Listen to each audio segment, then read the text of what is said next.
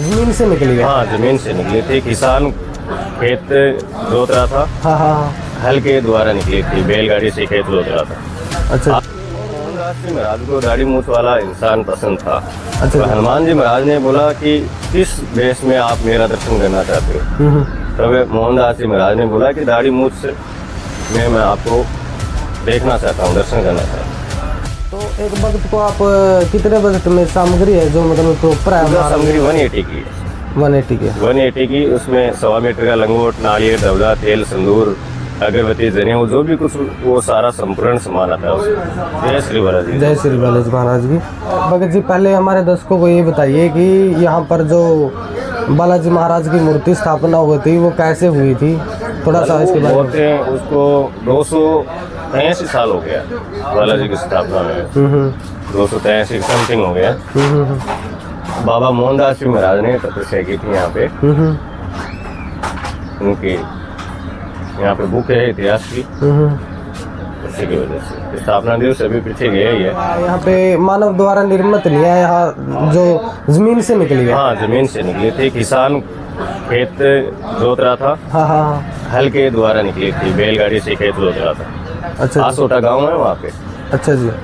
तो यहाँ पे स्थापित मोहनदास जी महाराज ने की थी यहाँ पे। बैलगाड़ी के द्वारा वहाँ से यहाँ का राजा है जुड़ियासर गांव का, उन्होंने ये भूमि बताई थी कि यहाँ पे स्थापना करो, यहाँ पे स्थापना करो। तो उसके बाद यहाँ पे स्थापित करी गई थी। दाढ़ी मूछ में विराजमान है। दाढ़ी मूछ में। हाँ, ये और मोहनदास जी महाराज को दाढ़ी मूछ वाला इंसान पसंद था। अच्छा। तो हनुमान जी महाराज ने बोला कि किस वेश में आप मेरा दर्शन करना चाहते हो?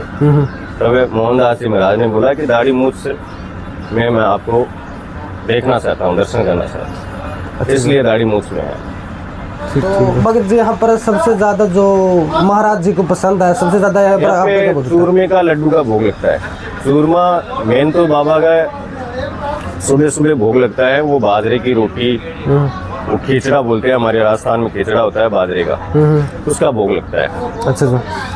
तो सबसे ज्यादा आपने देखा तो भगत यहाँ पे सबसे ज्यादा खरीदते क्या है? खरीदते एक तो बालाजी का चौड़ा होता है। अच्छा जी। पूजा सामग्री का चौड़ा होता है, वो चढ़ाते हैं लड्डू, और लड्डू की स्वामी चढ़ाते हैं तो लड्डू चूरमा का ऐसे ही भोग लगता है। हाँ हाँ। तो महाराज जी पर चढ़ाने के लिए क्या क्या चीज जरूरी होती है वहाँ से? ये 1.25 मीटर का चौड़ा हो गया, तेल सिंदूर हो गया।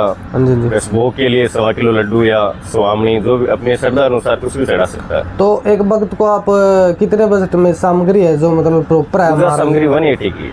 180 की 180 की। उसमें 1.25 मीटर का लंगोट, नारियल, दबला, तेल, सिंदूर, अगरबत्ती, जनेऊ, जो भी कुछ वो सारा संपूर्ण सामान आता है उसमें। तो यहाँ पर सबसे ज्यादा भीड़ कब लगती है महाराज? अभी भीड़ ही थी, वो कभी कभी टाइम मिलता है।